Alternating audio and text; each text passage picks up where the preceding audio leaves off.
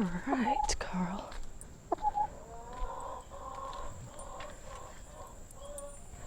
Hello.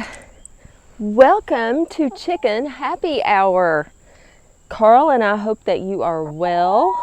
We are so excited about today's show. I'm so excited to show you the baby pigeons. And very excited about this cocktail, which happens to be credited as being the ultimate summertime whiskey drink. So you can't go wrong with that, right? We are going to make a drink called the Al Capone. So we are continuing with our little mobster theme.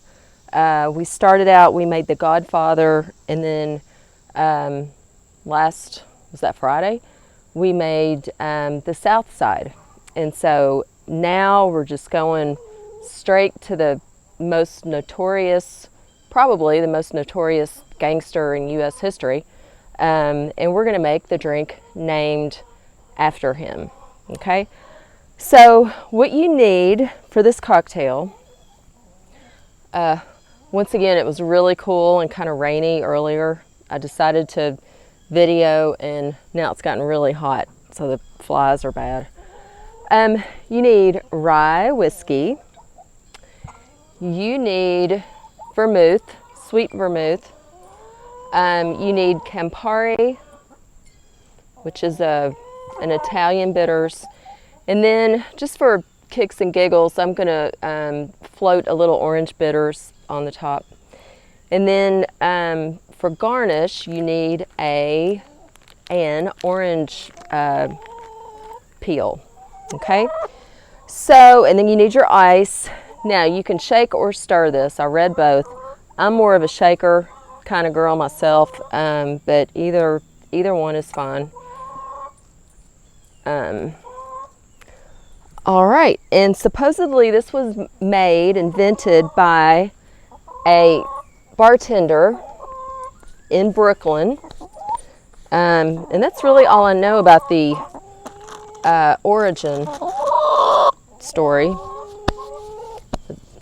A guy at a bar. Okay, Carl. Give everybody a money shot there. All right. So something that I've just, found sort of, I guess, fascinating in all this research is the direct correlation, the tie between booze and mobsters. And I never really thought about this until I just started basically doing this happy hour show. But in the early 1900s, gangsters used bars. They would go into these dark, dingy little bars to do their crime planning, right?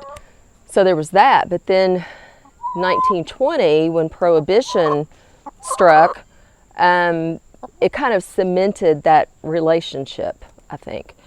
And so then the mobsters were sort of the ones bringing in the alcohol, the illicit alcohol, and it gave them enough financial clout then to start influencing politics, and it led to this national crime syndicate.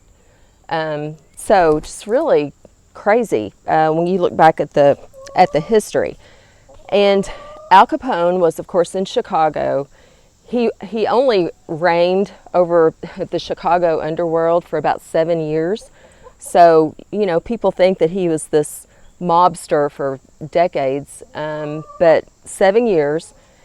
And he was really young. He was like 26 when he was made the main mob guy, I guess, over Chicago.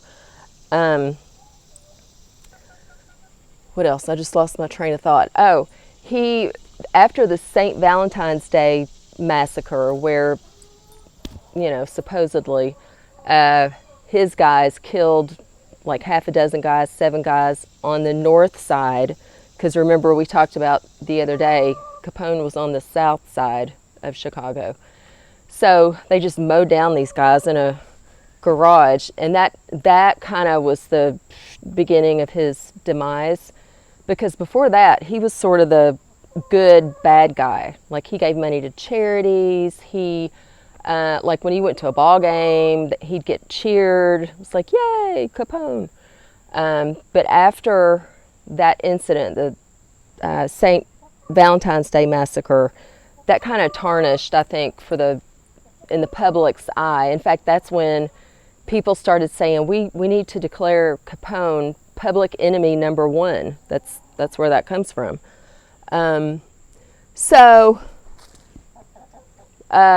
You know, one thing led to another. The FBI started looking more closely at Capone, and they got him, ironically, with all the violent things he did, they got him for tax evasion, and he went to prison in 1933, I think. He was in prison for 8 years, and so he served 8 of the 11 years because his health had so declined that I think they just said, you know what, just let him go home because he was in such bad shape. Died when he was 48. So that's about all I know about Al Capone, but it is quite interesting to read about just the mob and like I said, the alcohol ties and all that. It's like, my goodness, who knew? All right, I'm going to put the big cubes. You want a couple of big cubes. I really try not to fondle my ice after handling chicken, but I am sanitizing. Okay, so, and then I've got just some chipped ice in here. And here is what we are going to do to make the Al Capone. You want 3 ounces of rye whiskey. Oh, look at me. Putting it in the wrong thing.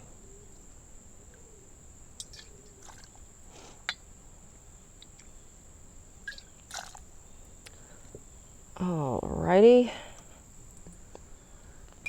And it seems that a big cloud has come up on us, which is great. I just hope it doesn't rain before we can get this made. You want 1.5 ounce of sweet vermouth.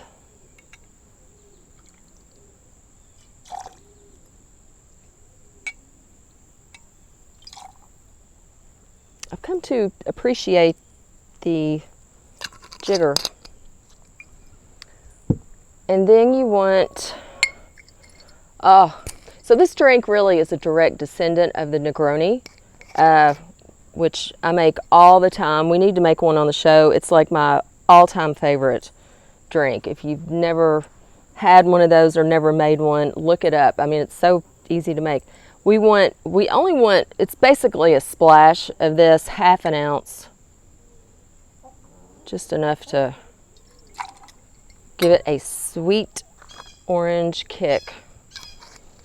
This stuff is wonderful. Okay. Like I said, I'm a shaker, so we're going to shake this for one momento. So,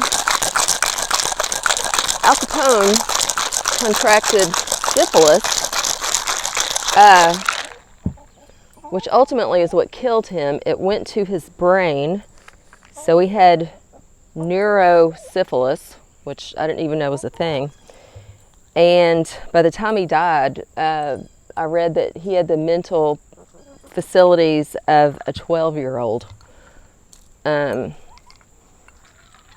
It led to a stroke, and then he had bronchial pneumonia, and then ultimately he had a heart attack. So depending on what source you read, you know, different resources say different things. Some say he died of neurosyphilis, which, you know, that's what kind of got the ball going, I guess. Some say it was pneumonia, some say it was a stroke, some say it was a heart attack. It was, I guess, all of the above.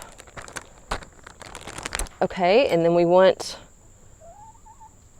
an orange for this. Oh, and I was going to float. Well, this is a pretty drink for Monday afternoon. Oh, and there's a train. Did you hear that? All right, the Al Capone. Here's to, what was it? Public enemy number one. I want to get a t-shirt that says that.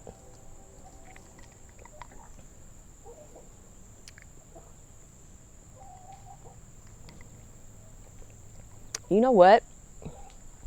I like this so much. So I'm more of a rye whiskey, more than bourbon. Like we had the Scotch the other day. Yeah, I mean, it's okay. I really like rye. And this, I mean, like I just told you, because I love it, Negroni. And that's what a Negroni has. It's got the sweet vermouth, the Campari, only instead of rye whiskey, it's got gin. And it's right up there. It may be my favorite. But this is pretty dang good. And I like the way my orange is doing. I've started doing longer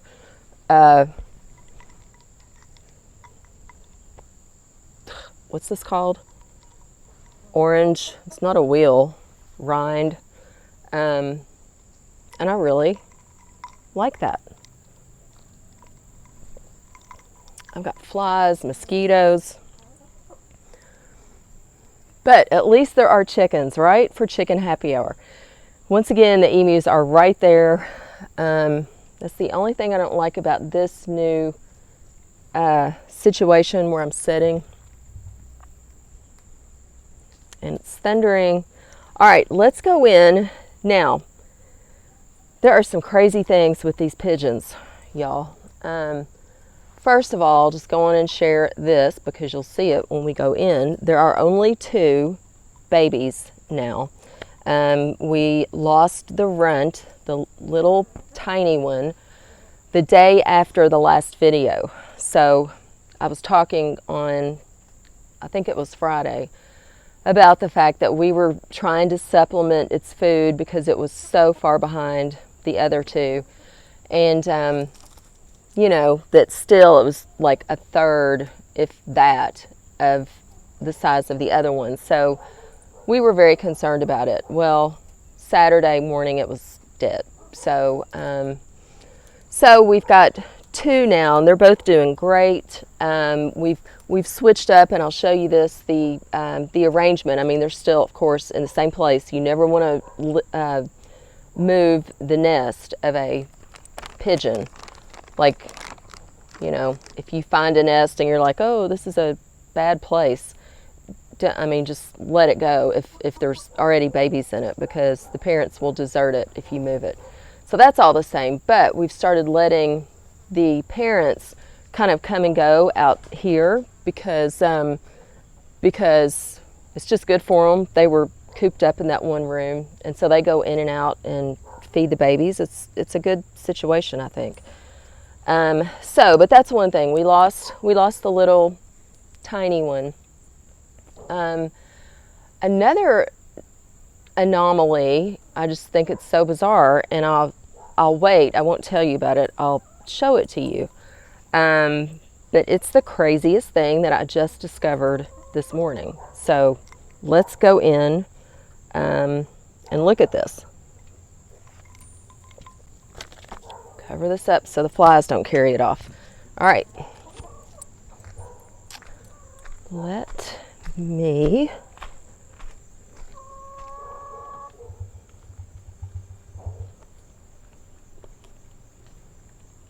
Hey, what are you drumming at? All right. So I'll show you the outside of the room is this. So that's the room where the babies are. So you can see now they can fly in and out. In fact, there's nobody on the nest right now. And then we hooked up that heat lamp so that just in case it's cooler, you know, if the parents aren't here. Oh, and this is interesting. So here's the dad, but there's the female. Look, the Saxon mom is in here. All right, so let me show you. Oh gosh, and they've already pooped on their little diaper. I put a paper towel down because here's something with pigeons. The parents do not carry the droppings out of the nest, which can get super gross. And so I read, because you don't want like the babies to get bacteria or something, that you can just change a paper towel, you know, hourly, and that helps. So that's what I'm trying to do. But anyway, here they are. Look how cute. And of course, they've turned around, so all we can see is their butt end. But here is what I want to show you. First of all, notice the size difference. And here, okay, come here. Here's the one. This one's my favorite. Look, their eyes are open. You feel its little heart beating. So sweet. But now, let me show you this giant bird. Look at its feet.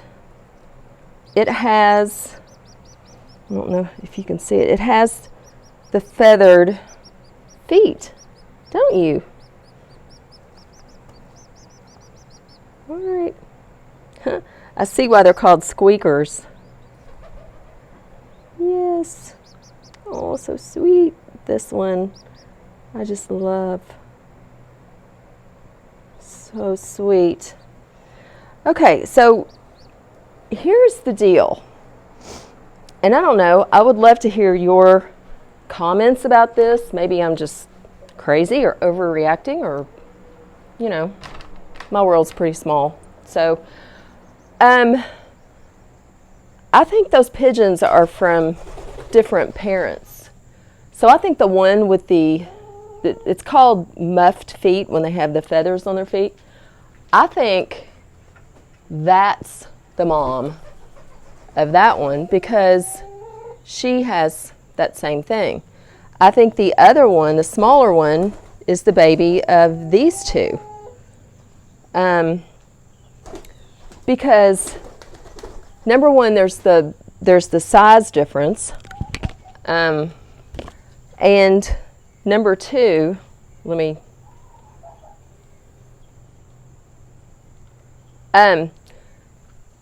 number two, how can you have two babies in a nest and one's got muffed feet and one has scaled feet? That is just the craziest thing to me. And the other ones have a nest. Here's another reason I think this. I think there's only one egg in that nest. So pigeons apparently lay, it's just the norm, 2 eggs in a clutch. And this one, of course, had 3.